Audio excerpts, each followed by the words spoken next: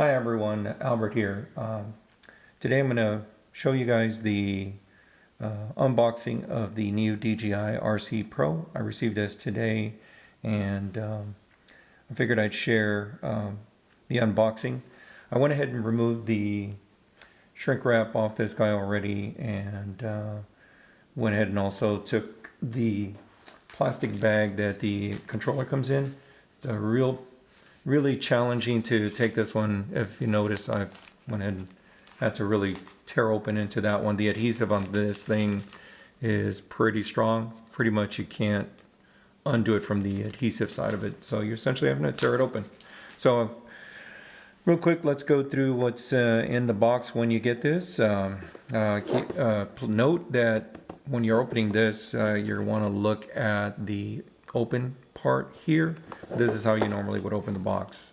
Inside the box you're going to get, again, like I said, in a plastic bag, you'll have the controller.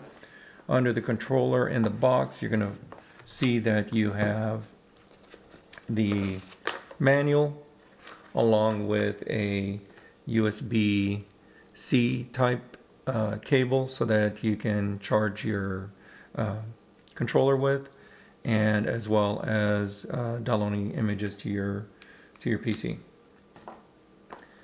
And one thing to note as well on this particular RC Pro controller, you do not have an AC adapter or a power adapter. It does not come with this one. If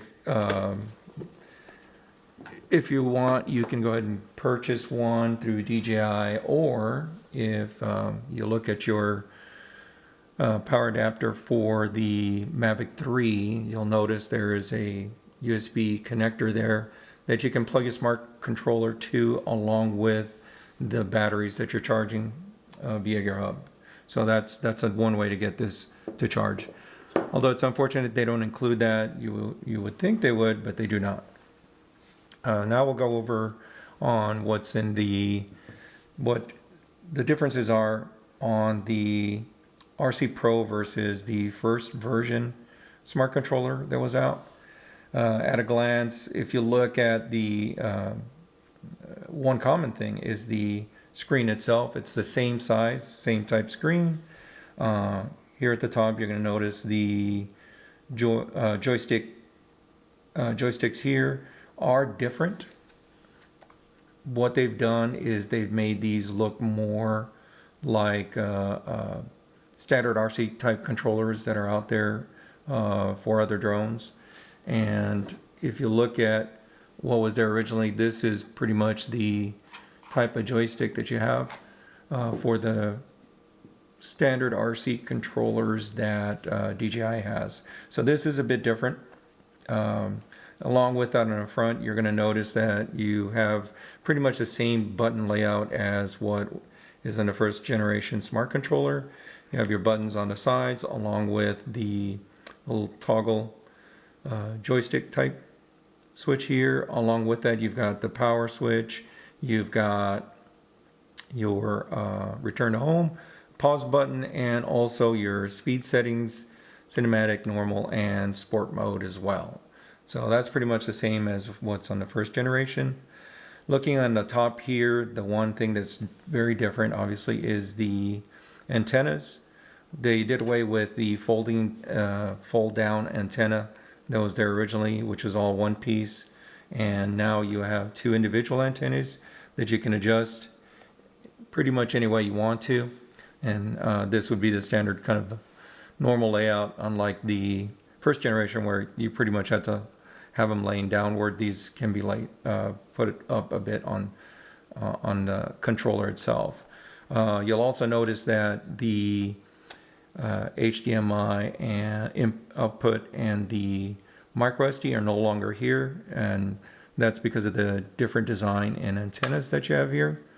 What they've done is they've put it here in the bottom with the USB-C connector that's here for your power.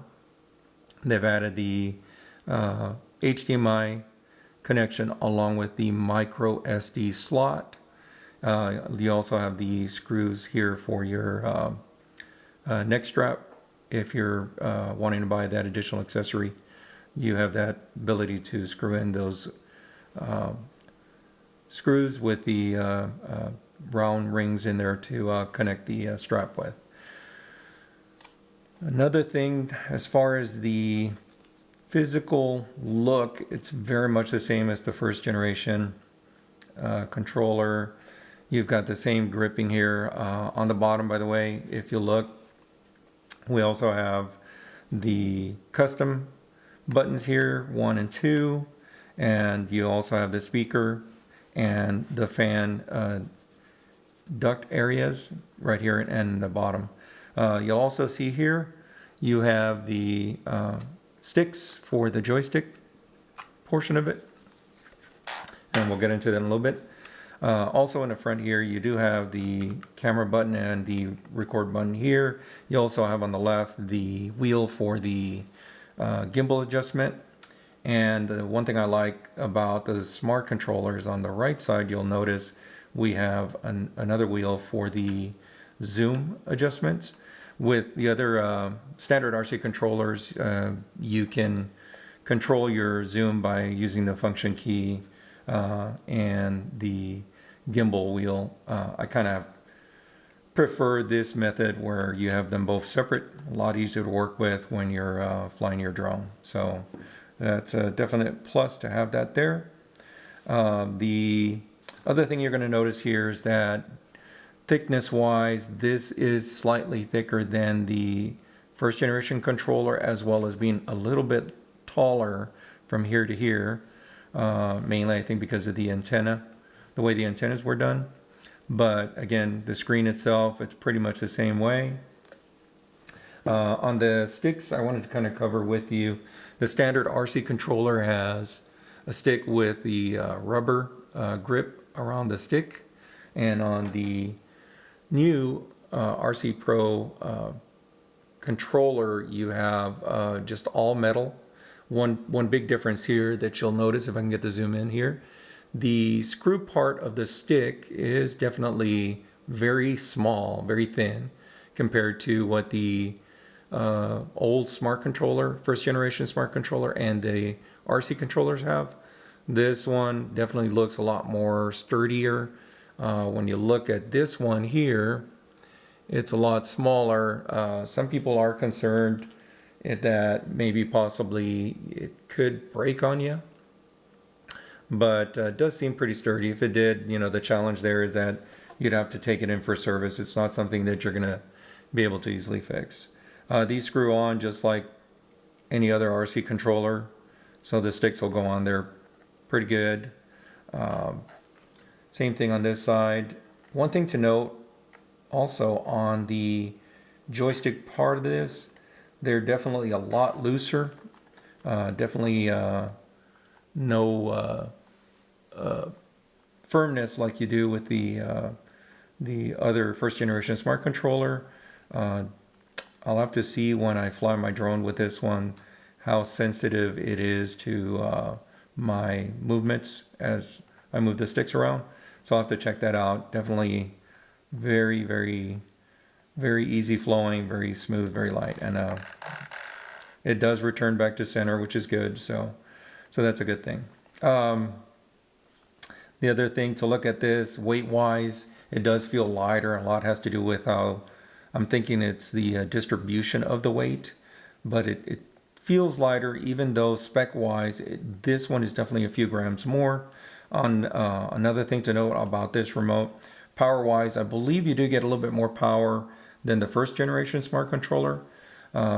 It's about 3 to 3.5 hours of power, so you have that amount of time to work with when flying your drone. For me, that's enough time. I've worked with it, and if you do need to, you can always charge it. Even while using it, you can charge this controller. One thing to note, when you open the box or you take this out of the box, you're going to probably see that there's no power to this. I went ahead and charged this a little bit so we can at least have a view of the screen.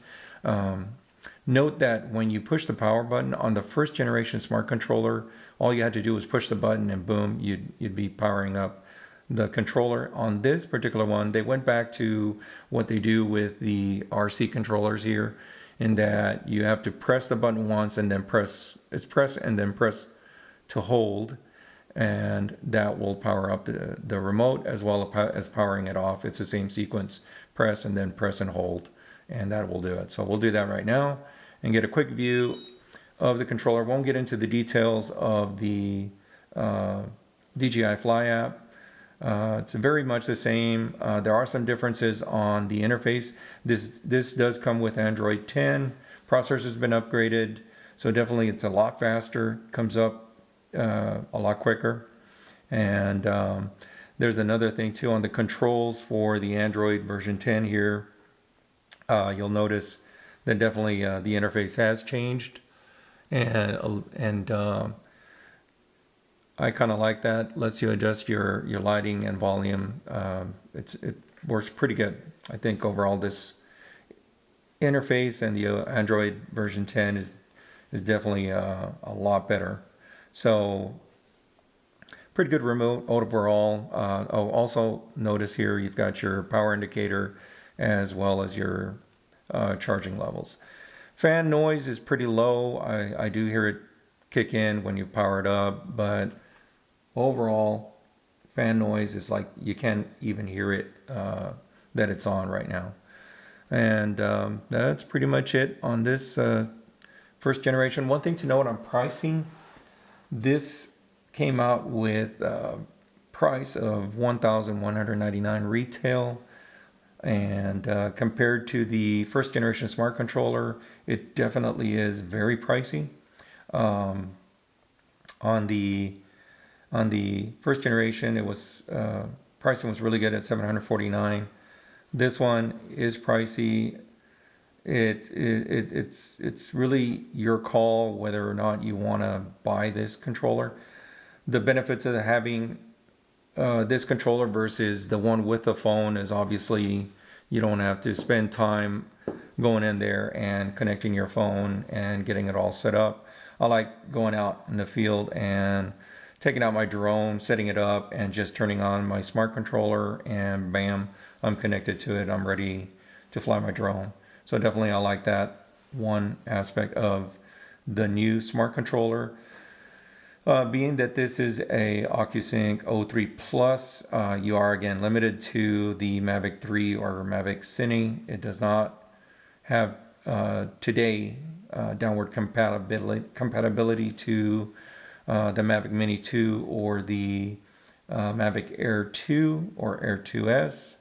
I'm hoping that eventually DJI will come out with a firmware update that maybe would hopefully provide that downward compatibility. There is mentions on the forums about there being support in the future for other drones, but they don't mention whether it's the previous version drones or if maybe it's newer drones that they'll come out with. It's hard to say. So I'm definitely hoping that they will come out with hopefully a firmware update that'll support it. And that's pretty much it. I hope you benefit from the unboxing of this new RC Pro controller for the Mavic 3 drones. And thank you for joining.